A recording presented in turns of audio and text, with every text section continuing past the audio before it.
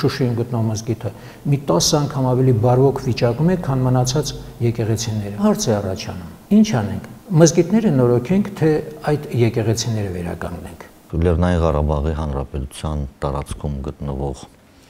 բոլոր հուշարձանները պատմամշակութային անկախ իրենց ցակման էթնիկական հանգամանքներից Լեռնային Ղարաբաղի Հանրապետության ժողովրդի սեփականությունն է։ Ու բնական է, որ պետությունը հավասարապես հոգ է տանում բոլոր հուշարձանների հանդեպ։ Այսօր բարձրացնել մզկիթի վերանորոգման հարցը դա ներքաղաքական լարում կարող է առաջացնել, ինչու, որովհետև հայկականության բավականին հուշարձաններ ունենք Շուշիում, կիսաավեր, կիսաքանդ վիճակում։ Մեր մշակույթը այնքան հզոր է, որ մեկ-երկու մզկիթից ընդհանրապես այլ ժողովուրդների կողմից պատմական Հայաստանում թողած ժառանգությունից մենք որևէ վախենալու կամ այսպես մտահոգվելու կարիք չունենք։ Կարծիքների ու գնահատականների նման բախումը սպասելի էր, պատճառն էլ հասկանալի։ Խոսքը Շուշիու մզկիթի վերանորոգման ծրագրի մասին է։ Արցախի հանրապետությունը պատասխանատու է իր տարածքում գտնվող պատմամշակութային հուշարձանների համար։ Շուշիու մզկիթի վերանորոգման ծրագիրը, որը հատկապես ապրիլյան պատերազմից հետո միանշանակ չընդունվեց մեր հանրության կողմից, այդ քաղաքականության մի դրսևորումն է։ Բերդաքաղաքի գլխավոր փողոցներից մեկում գտնվող այս կառույցը պարզապես հետաքրքիր ճարտարապետական նմուշ չէ 3 կամարաձև մուտքերով, 2 բարձր մինարետներով։ Առաջին հայացքից թվում է ամեն ինչ պարզ է, սակայն խորքում ամեն ինչ այդքան միանշանակ չէ։ Այս մզկիթը կառուցվել է 1883 թվականին, երբ մեծ հայքի 10-րդ նահանգը Արցախը Ռուսաստանի կազմում էր, բայց նախորդած բավական երկար ժամանակահատվածում լինելով Պարսկաստանի իշխանության ներքո, հատկապես Շուշին հասցրել էր բազմաթիվ մամեդական բնակիչներ ընդունել։ Բերդաքաղաքում հոգևոր կենտրոններ կառուցվեցին նաև նրանց համար։ Այն ժամանակ Ադրբեջան անունով պետություն քարտեզի վրա չկար, եկավ մոտ կես դար հետո, եւ նույնիսկ պարսկական արմատները վերին մզկիթին չփրկեցին ազերականացումից։ 1973 թվականին նկարահանված Շուշա ֆիլմում պարզ երևում է, որ մզկիթը խորհրդային տարիներին պատմության թանգարանի կարգավիճակ ուներ, Ադրբեջանի պատմության։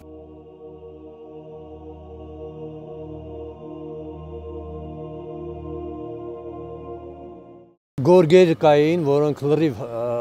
հայկական նախշազարդերով էին, վառ կարմիրի, դեղինի արկայությունը, որը զուտ հայկականի նշան է։ Բառ անգամ չկա քաղաքում բազմաթիվ պարսկական ծագմամբ տարրերի մասին, իսկ երբ Արցախի հանրապետության էկոնոմիկայի նախարարության եւ պարսկական Փարթ Սաման Ջահանկո ընկերության միջև համագործակցության մեկնարկը տրվեց, որի շրջանակներում էր նախատեսվում էր պարսկական ընկերության կողմից վերին մզկիթի վերանորոգումը, Բաքվի արձագանքը կրկին ոչ ադեկվատ էր։ Մեր հարևանները չկարողացան անտարբեր մնալ նույնիսկ այս ծրագրի նկատմամբ, թե ինչու է Բաքվում բողոքում պարսկական ծագում ունեցող այս շինության վերանորոգման դեմ մնում է միայն տարակուսել, իսկ որ կառույցը պարսկական ծագում ունի, մասնագետները չեն կասկածում։ Կարիք չկա, ասենք, իրենց մասնագետներին դիմելու դրանում համոզվելու համար։ Գծագրի հեղինակ Քիրբալա Սեֆիխանին հաջողվել էր համադրել իսլամական ճարտարապետական ոճն ու Շուշիի քաղաքաշինական ավանդույթները։ Արտաքին տեսքին, երբ որ մենք նայում ենք, զգում ենք հայկականի ազդեցությունը շատ հզոր ձևով,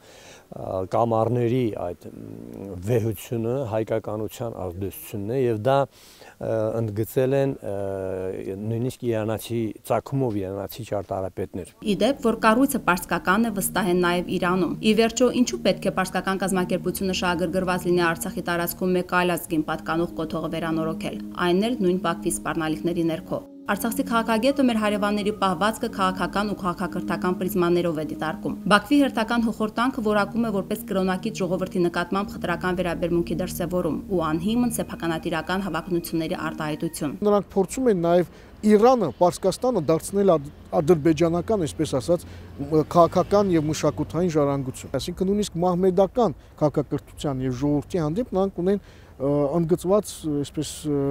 անհարգալից վերաբերմունք։ Մեր հարևաններին խորտ չէ այդ ճակերտավոր մշակույթը, չէ որ կան բազմաթիվ փաստեր առ այն, որ իսլամական Դաիշ խմբավորման կազմում կան մեծաթիվ ադրբեջանցիներ, ում խղճին է նաև Սիրիայում եւ Իրաքում համամարտկային արժեքներ ներկայացնող հազարամյա հուշակոթողների ավերումը։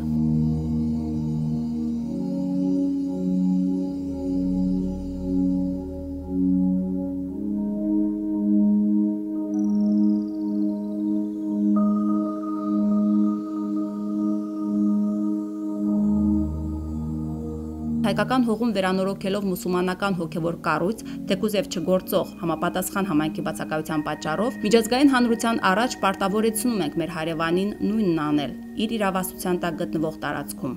իրենց քաղաքականությունը հուշարձանների հանդեպ որևէ կապ չունի մեր քաղաքականության հետ։ Այն ինչ արել է Ադրբեջանը պատմամշակութային հուշարձանների նկատմամբ ոչ այլ ինչ է, քան ցեղասպանություն։ Բոլոր ժամանակաշրջանների մշակույթները այստեղ ներկայացված են։ Մենք վախենալու մեր անցյալից խնդիր չունենք։ Ադրբեջանը իհարկե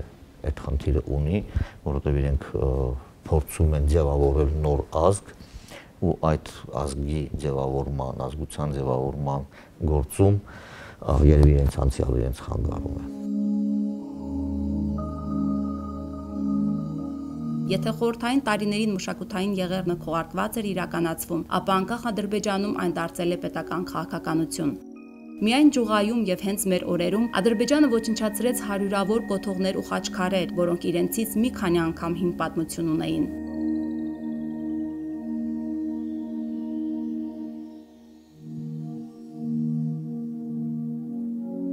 Արցախում էլ Ադրբեջանի կողմից մեր հոգևոր արժեքների ոչնչացման քաղաքականություն վարվում էր դեռ խորհրդային շրջանում եւ փորձեցին շարունակել ազատամարտի տարիներին։ Հենց Ղազանչեցոց Սուրբ Ամենափրկիչն էլ զինապահեստ էր դարձվել։ Ավելի ուշ էլ Գանձասարը բազմիցս հրետակոծման թիրախ դարձավ։